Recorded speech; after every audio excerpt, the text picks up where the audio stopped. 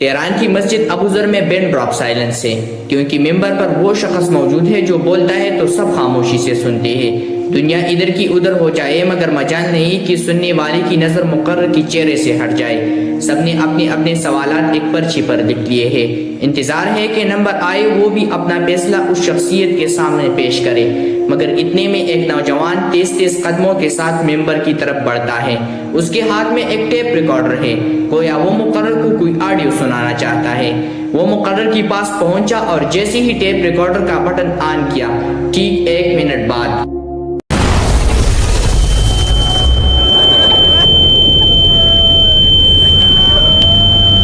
دھوؤں کی بادل چٹے تو ممبر نظر آیا، مگر وہ خالی تھا۔ چیخو پکار مچ گئی۔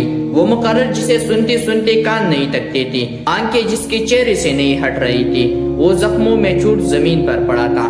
ٹارگٹ وہی تھا، مگر کچھ دن میں خبر آئی کہ دشمن ناکام ہو چکا ہے، کیونکہ اتنے قریب دھماکے ہونے کے باوجود وہ مقرر زندہ تھا۔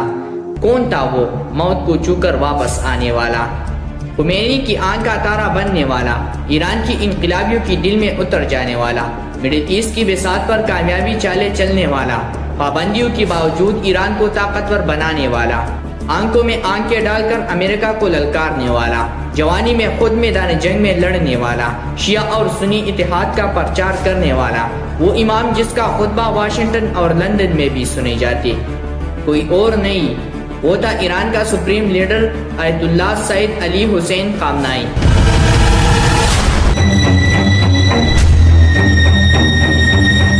اس دھماکے کے بعد یوں سمجھ لیجئے کہ خامنائی کو ایک نئی زندگی ملی تھی۔ 6 مہینے بعد وہ صحت یاب ہو گئے، مگر اس کا سیدھا ہاتھ بیکار ہو چکا تھا۔ میں نے محسوس کیا ہے کہ میں موت کے دروازے پر تھا۔ آنے والے دنوں میں میں نے سوچا کہ میں کیوں بچ گیا ہوں۔ پھر میرے سوچوں پر ریویل ہوا کہ خدا نے مجھے کسی وجہ سے زندہ رکھا ہے۔ یہ الفاظ تھی خامنائی کی۔ مگر یہ سلسلہ یہی پر ختم نہیں ہوتا، لیکن اس سے پہلے سید علی خامنائی کی زندگی پر کچھ نظر ڈالتے ہیں۔ ایران کی مقدس شہر مشہد میں علم الدین جواد خامنائی کے گھر ایک ایسی بچی کی ولادت ہوتی ہے جو اسلامی ریاست کی لیگیسی کو آگے چلنے والا تھا، نہ ڈرنے والا نہ جھکنے والا۔ سال تھا 19 اپریل 1939 کا، اور بچے کا نام رکھا گیا سید علی خامنائی۔ سید علی خامنائی ایک چھوٹے سے گھر میں پڑا بڑا، جس کا رقبہ زیادہ سے زیادہ 65 اسکوائر میٹر تھا۔ خامنائی کے والد صاحب جو کہ عالم دین تھی، تو جب لوگ اپنے مسائل ان کے پاس لے کر آتے تو گھر کی بقیہ افراد گھر کے بیسمنٹ میں چلے جاتے۔ بچوں کو بھی یہی درس ملتا کہ سادہ زندگی کس طرح بسر کی جاتی ہے۔ یہ دوسری جنگ عظیم کی آغاز کا دور تھا۔ برطانیہ سامراج کا سورج غروب ہونے والا تھا، یعنی دنیا 2 حصوں میں بٹ رہی تھی۔ کمیونسٹ بلاک کی قیادت سوویت یونین نے سنبھالی اور سرمایہ دارانہ ڈیموکریسی کا وکیل امریکہ بن گیا۔ اب دونوں کیمپوں میں سر جنگ شروع ہو گئی، مگر مودودی، قطب، حسن البنا اور خمینی کا کہنا تھا کہ انسانیت کا حل کمیونسٹ یا سرمایہ دارانہ نظام میں نہیں بلکہ اسلام میں ہے۔ اسلام اس دنیا میں غالب آئے گا تو انسانیت کو امن، عدل اور خوشحالی ملے گی۔ اور عین اسی دور میں خامنائی فیصلہ کرتا ہے کہ وہ اپنے والد کی نقش قدم پر چلے گا، ایک عالم بنے گا۔ جانتے ہیں، یہ محمد رضا شاہ پہلوی کا دور تھا، جو ایک سیکولر بادشاہ تھا، ہر مذہب کو قدیم اور مشکوک چیز سمجھتا تھا۔ اس کی حکومت میں یہ فیصلہ مشکل کام تھا، مگر جس کی زندگی کا مقصد بڑا ہو اس کی راستے مشکل ہی ہوتے ہیں۔ اب یہ وہ دور آ گیا تھا کہ جب آیت اللہ خمینی ایران کی ممتاز علماء میں شامل ہو گئے تھے۔ ان کی 200 سے زائد شاگرد ایران اور بیرون ملک شیعہ مراکز میں پھیل گئے، جو نمازوں میں امامت کراتے، قرآن، فقہ اور حدیث پڑھاتے، اور ان میں ایک سید علی خامنائی بھی تھی۔ خمینی نے دوسری جنگ عظیم کے بعد اپنی سیاسی خیالات کا اظہار کھل کر کرنا شروع کر دیا۔ انہوں نے یہ کہنا شروع کر دیا کہ سیاست بھی اسلام کا اسی طرح حصہ ہے جسی طرح تشوق اور فقہ، اور یہ باتیں سید علی خامنائی کی دل کو چھو رہی تھی۔ سال 1936 آ گیا۔ تہران اور قم شاہی ایران کے خلاف اور آیت اللہ خمینی کے حق میں مظاہرے شدت پکڑ رہی تھی۔ محمد رضا شاہ پہلوی نے مظاہروں کو دبانے کے لیے اپنے طاقت کا وحشیانہ استعمال کیا۔ ہزاروں افراد نے اپنے جانیں قربان کر دی۔ شاہ ایران نے مظاہروں کو تو دبا دیا، مگر عوام کو اپنے خلاف کر دیا، اور یہی اس کی زوال کا آغاز تھا۔ مگر اب آزمائش کا دور شروع ہونے والا تھا. خامنه‌ای ایک ایسی خطیب بن گئے تھے جن کی تقریری شاہ ایران کو جھکنے لگی. ما همون چیزی را داریم که در طول تاریخ بشریت گردونه معنویت را به پیش برده است. همون نیرویی در ما و در اختیار ما و ملت ما که انبیای خدا را در امواج مواقیت زمان پیروز کرده است. سال 1936 آ گیا، وہ سال جو شاہ ایران کے خلاف تحریک کا آغاز ہوتا ہے. یہ مئی کا مہینہ تھا. آیت اللہ خمینی 24 سال کے نوجوان اور بہادر عالم دین سید علی خامنہئی کو ایک نہایت اہم ٹاسک دیتے ہیں. خامنہئی کو ایک سیکرٹ میسج مشہد کی اہم ترین علماء تک پہنچانا تھا. یہ وہ وقت تھا جب شاہ ایران کی غیظ و غضب عروج پر تھا. علی خامنہئی نے اس مشن کو کامیابی سے سر انجام دیا. اس کے بعد وہ رکی نہیں بلکہ ایران کی شہر برجن پہنچی اور وہاں امام خمینی کی خیالات پلانا شروع کر دیا. یہی وہ موقع تھا کہ پہلی بار سید علی خامنہئی کو گرفتار کر دیا گیا اور انہیں رات جیل میں گزارنا پڑی اور ان کی ممبر سے وعظ کرنے پر پابندی لگ جاتی ہے. علی خامنہئی کو اندازہ ہو چکا تھا کہ اب بقیہ زندگی انہیں پولیس اور خفیہ اداروں کی نگرانی میں گزارنا ہوگی. مگر اس کے باوجود بھی نہ وہ ڈری نہ خوفزدہ ہوئی اور نتیجتاً انہیں پھر گرفتار کر دیا گیا اور مشہد منتقل کر دیا گیا. انہوں نے جیل میں کافی سختیاں جھیلنا پڑی مگر وہ سختیاں انہیں روک نہ سکیں. اب یہ بات ہے سال جنوری 1946 کی. رمضان چل رہا تھا. شاہ ایران نے اپنی نام نجات اصلاحات کے لیے ریفرینڈم کا اعلان کر رکھا تھا. علی خامنہئی اپنے قریبی دوستوں کے ساتھ جنوبی ایران میں کرمان اور زاہدان کا سفر کرتے ہیں اور عوام میں ریفرینڈم کے خلاف تقاریر کے ذریعے شعور پیدا کرنے کی کوشش کرتے ہیں. وہ شاہ ایران کی حکومت کی پرو امریکن پالیسیز کو بھی ایکسپوز کر دیتے ہیں. مگر اسی میں علی خامنہئی کو روکنے کے لیے ایران کی پولیس نہیں بلکہ شاہ ایران کا بدنام زمانہ خفیہ ایجنسی ساوات کرنے آتی ہے. آواق ایک خفیہ ادارہ تھا ایرانی شہنشاہ کا جو اپنے مخالفین کو خصوصاً مذہبی افراد کو وہ گرفتار کیا کرتا تھا.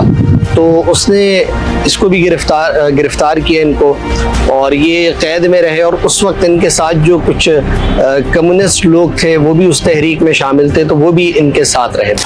انہیں گرفتار کر کے بذریعہ ہوائی جہاز تہران منتقل کر دیا جاتا ہے. اس 2 مہینوں میں ان پر تشدد بھی ہوتا ہے. خامنہئی بار بار گرفتار ہوئی، تشدد کا سامنا کیا، زیر زمین ربوش بھی ہوئی مگر اپنی روش نہ بدلی. آج کی حساب سے کہے تو شاہ ایران ان کا سافٹ ویئر اپڈیٹ نہ کر سکا بلکہ کچھ ہی عرصے بعد شاہ ایران کی سلطنت کا خاتمہ ہو جاتا ہے. سال 1979 یعنی انقلاب کا سال. شاہ ایران کا تختہ الٹ گیا اور 16 جنوری 1979 کو وہ اپنا پورا بستر باندھ کر ایران چھوڑ جاتے ہیں. اس کی 2 ہفتوں کے بعد آیت اللہ خامنہئی پیرس سے ایران پہنچے تو لاکھوں افراد نے قائد انقلاب کی طور پر ان کا استقبال کیا. انقلاب کی 1 سال بعد آیت اللہ خمینی نے سید علی خامنہئی کو تہران میں جمعے کا امام مقرر کیا اور 11 فروری 1979 کو خامنہئی کو اسلامی انقلاب کونسل کا اہم ترین رکن بھی بنا دیا گیا. انقلاب تو آ گیا تھا مگر دشمن اب بھی دوستوں کے صف میں گھس کر سازشیں کر رہا تھا. سن 1981 میں خامنہئی پر قاتلانہ حملہ ہوتا ہے. وہ تو بچ جاتے ہیں مگر ملک کے صدر محمد علی رجائی اور وزیر اعظم محمد علی جاوید جان بحق ہو جاتے ہیں. ملک میں نئی صدارتی انتخاب کا اعلان ہوا. گارجین کونسل نے 4 امیدوارانوں کی نام کی منظوری دی جس میں سید علی خامنہئی بھی شامل تھی اور وہ 97% ووٹ لے کر صدر منتخب ہو گئی. انہیں پھر 4 سال بعد دوبارہ 1985 میں صدر کی عہدے کے لیے منتخب کیا گیا مگر جون 1989 میں آیت اللہ خمینی کی وفات کے بعد سید علی خامنہئی رہبر اعلیٰ کے سپریم لیڈر کے لیے متفقہ امیدوار کی طور پر ابھر کر سامنے آتے ہیں. اللہ خمینی کے جو جانشین کے طور پر نام تھا وہ علی حسین المنتظری کا تھا لیکن ان سے جو خمینی صاحب تھے وہ کچھ چیزوں میں شاید خوش نہیں تھے، اختلافات تھے تو پھر ان کو آگے لایا گیا اور یہ جانشین کے طور پر پھر جو ہے ان کو متفقہ طور پر اس قیادت سونپی گئی. حالا غیر از اینکه خود من حقیقتا لایق این مقام نیستم و این رو بنده میدونم، شاید آقایونم میدونم. اس وقت وہ 49 برس کے تھے مگر کافی عمر رسیدہ لگتے تھے.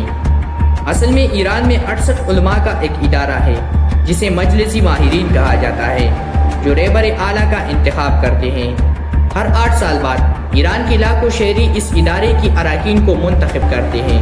ایران میں رہبر اعلیٰ کو ملک کا سب سے طاقتور ترین شخص سمجھا جاتا ہے۔ وہی مسلح افواج کا کمانڈر اور چیف بھی ہوتا ہے، اور کسی بھی حکومتی معاملے میں ویٹو طاقت بھی رکھتا ہے۔ اور ایران کا سپریم لیڈر اب سعید علی خامنہئی بن گئے تھے۔ خامنہئی نے صرف جنگ کی نہیں بلکہ امن کی بھی بات کی، مسلم اتحاد اور امن کے لیے بڑے کام کیے۔ انہوں نے 2 بڑے اہم فتاوی جاری کیے۔ ایک فتویٰ تو ان کا یہ تھا کہ جو سنیوں کے مقدسات ہیں، صحابہ اکرام ہیں، ازدواج مطہرات ہیں، ان کی توہین نہیں کی جا سکتی، اس کو انہوں نے حرام قرار دیا۔ اور پھر ایک اور معاملہ، ایک زنجیر زنی کا جو ایام محرم میں ماتم کے طور پہ کیا جاتا ہے، عراق اور پاکستان میں تو یہ بہت زیادہ ہوتا ہے، ایران میں بھی ہوتا تھا، تو انہوں نے اس پہ پابندی لگائی۔ پاناما بیان کی رپورٹ کے مطابق یہ فتویٰ یوں ہے کہ برادران اہل سنت کی مقدسات کی توہین کرنا حرام ہے۔ سعید علی خامنہئی کی اس فتوے نے شیعہ اکابرین نے بھی تائید کی، اور شیخ المظہر سمیت عالم اسلام کی متعدد سنی رہنمایوں نے اس کا خیر مقدم کیا۔ اور جوانی میں شاہ ایران کا مقابلہ کرنے والا آج 86 سال کی بڑھاپے میں اسرائیل کے سامنے ڈٹ کر کھڑا ہے۔ وہ کہتا ہے، من جان ناقابلی دارم، جسم ناقصی دارم،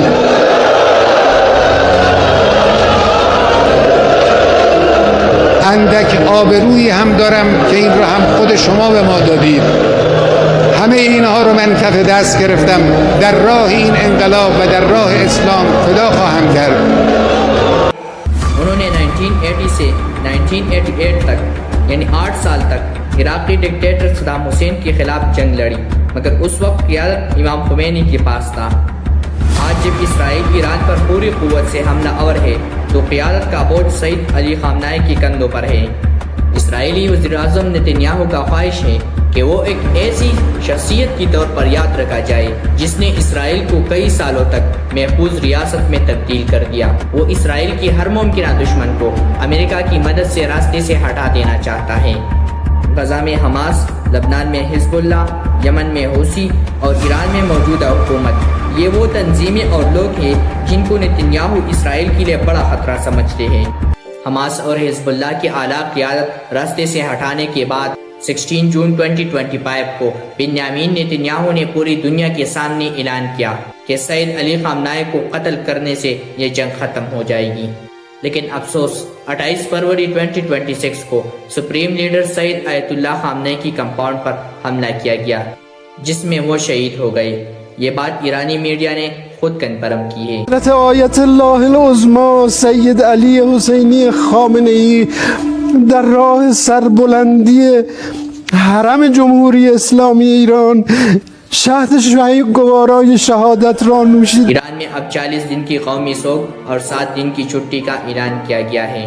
ان کے ساتھ ساتھ جب یہ حملہ ہوا تو ان کی بیٹی، داماد اور پوتی بھی شہید ہوئی۔ اس کے علاوہ ایران کی ٹاپ کمانڈرز ایک ڈیفنس کونسل میٹنگ میں شہید ہوئی۔ اس کے جواب میں ایران نے صرف اسرائیل پر نہیں بلکہ UAE، قطر، کویت، بحرین اور دیگر جگہوں پر بھی حملے کیے۔ ایران کی آرمی فورسز یعنی IRGC نے اعلان کیا کہ انہوں نے 27 امریکی ملٹری بیسز پر حملے کیے۔ اس آپریشن کا نام آپریشن ٹرو پرامس 4 رکھا گیا تھا۔ اب یہ وقت بتائے گا کہ یہ جنگ کس سمت جاتی ہے اور کس طرح ختم ہو جاتی ہے، لیکن ایک بات یقینی ہے کہ اس واقعے نے پوری دنیا کو بدل دیا۔